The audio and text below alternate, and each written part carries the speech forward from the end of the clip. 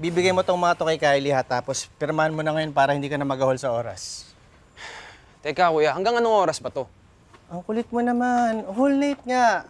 Tapos nga pala, be nice to her ha. Kailangan may resibo tayo na okay yung date nyo. Teka, kuya, kung whole night, abot ba to ng midnight? Tanong ka naman ng tanong eh. Wala ka namang ibang schedule after nito, di ba? Yun na nga, kuya eh. Chinek ko yung schedule ko, ito na lang yung free day ko. So ako, meron akong ibang lakad. Saan? May appointment at meeting ka bang hindi sinasabi sa akin? Tumatanggap ka ba ng project behind my back? Kuya, hindi. Okay? Gusto ko lang magpahinga, gusto kong matulog, gusto kong mag-unwind, gusto kong magbundok, mag-nature tripping. Saka ka na magpahinga pag hindi ka na sikat. Angelo, tatandaan mo to. Marami nag-aabang sa pwesto mo. Umalis ka lang saglit, may papalit agad sa'yo. Eh, di ibigay mo sa kanila. Magla-last taping ka na dun sa ceremony next week. Naka-line up na rin yung rom-com movie mo. Ha? Kuya, di ba kakatapos lang ng action movie ko?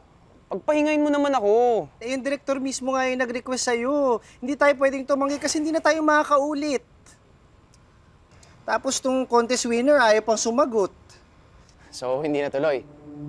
Hindi pwedeng hindi tuloy. Hello, Kylie? Oh. Ayun, salamat naman sumagot ka na.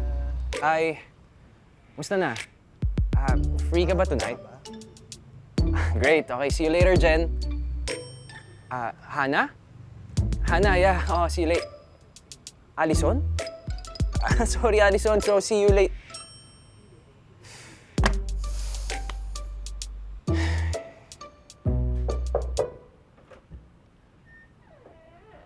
Anak, halika na. Kumain na tayo.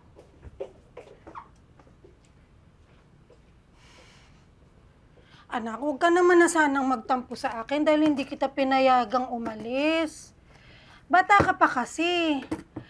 Anak, may time para sa lahat. Sa ngayon, sana pag-aaral mo nang asikasuhin mo. Kylie.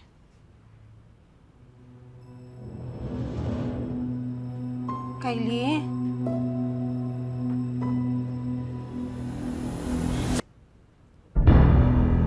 Kylie Marie!